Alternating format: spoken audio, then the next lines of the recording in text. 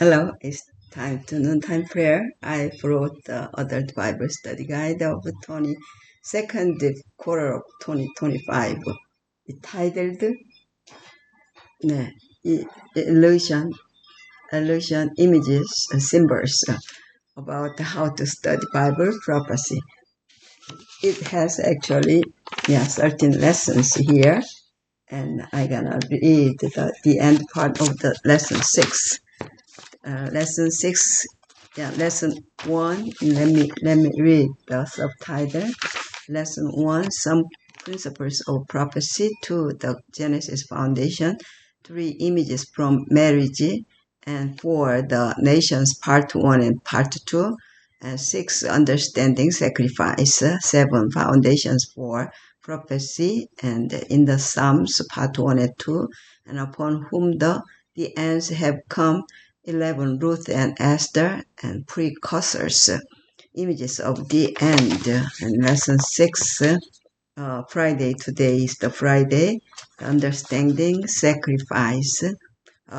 Memory text comes from the book of Revelation 5:9, and they sang a new song saying, "You are worthy to take the scroll and to open its seals, for you were slain and have redeemed us to God by your blood out of every tribe and tongue and people and nation." And the first day, Sunday, fertile sacrifice. And there are questions how crucial that we protect ourselves from simply going through the motions. How can each one of us experience what it means to depend totally upon the death of Jesus as our only hope of salvation? And Monday, the blood of bulls and goats. Think about just how bad sin must be that only the death of Jesus, the sorry, excuse me, the incarnate word. See John 1 through 3, 14, could atone for it. What should this tell us about what our attitude toward sin must be? And Tuesday, the Passover lamb. How can we better reflect the perfect character of Jesus in our own lives? And Wednesday, Jesus at the temple. The cross is by far the greatest manifestation of God's love. What are other ways we can see and experience the reality of God's love? And Thursday, for you created all things. The cross then should show us two things. First, how much God loves us, that he would sacrifice himself for us. Second, it should show us just how simple and fallen we are, that only through the cross could we be saved. And Friday today, for the thought, the scripture make it clear that Christ is the only one worthy to secure our salvation. His life was the only sinless human life, the only example of a life that rendered the perfect satisfaction to the glory of the Father. He is the spotless Lamb of God, and now he stands at the head of the human race as our eternal security. At the same time, he took our guilt on himself, satisfying the judgment that is God's response to wickedness. As John the incredible sense of heavenly beings gathered around God's throne, he is told to stop weeping because the Lion of the tribe of Judah has prevailed. Revelation 5:5. Think too just how bad sin is and just how fallen the human race really is, that only the death of Jesus, God himself, would suffice to solve the problem of sin. No doubt, if there were some other way that God could have saved us without violating the principles of his divine government, surely he would have done it. The broken law of God demanded the life of the sinner. In all the universe there was but one who could, in behalf of man, satisfy its claims. Since the divine law is as sacred as God himself, only one equal with God could make atonement for its transgression. None but Christ could redeem fallen man from the curse of the law and bring him again into harmony with heaven.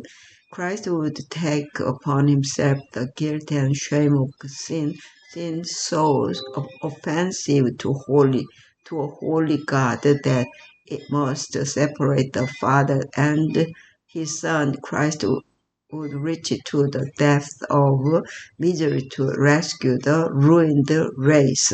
Patriarchs and the Prophets, page 63 by Ellen White. There are three discussion questions. One, John sees the Lamb enter the throne room looking as though he had been slain. Revelation 13:8 informs us that Jesus has been slain since the foundation of the world. What can we learn about God through the fact that the plan of salvation was already in place before we needed it? Two, many atheists believe that we are alone in a cold, uncaring universe. In contrast, the Bible talks not only about God, but about how he loved the world so much that he came down to it and even died for it. How differently should we view the world and our place in it, in contrast to those who don't believe in God at all? In other words, how should the reality of the cross impact all that we do? Three, why was the life, death, and resurrection of Christ the only means by which the human race could be saved? Again, what does such a cost tell us about how bad sin must really be? And there are inside the story, part two, a cry for help. There are the preview lesson. There are part one, the unlikely church planner inside the story, and the other one, part one, a girl's religion. We just read about this girl's story, but still there are part two, a cry for help by Andrew McCheney. Diana's party lifestyle began taking a heavy toll on her by the end of the summer after her high school graduation. One day, alone in a park in Monte Vista, Colorado, Diana looked up into the leaves of the trees and saw sunlight gleaming through. At that moment, she heard a voice say, "If you don't live here, you will die here."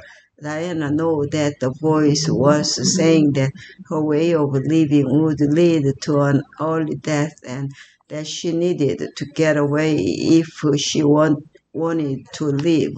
She spoke with her mother about the future, and her mother asked, "Have you ever thought about the Navy?" Diana was annoyed at what she thought was a silly question. But 3 months later, she was enlisted and training in Orlando, Florida. After that, she said the word. She saw many things that repulsed her. Every seaport had a position prostitution, gambling, and wars.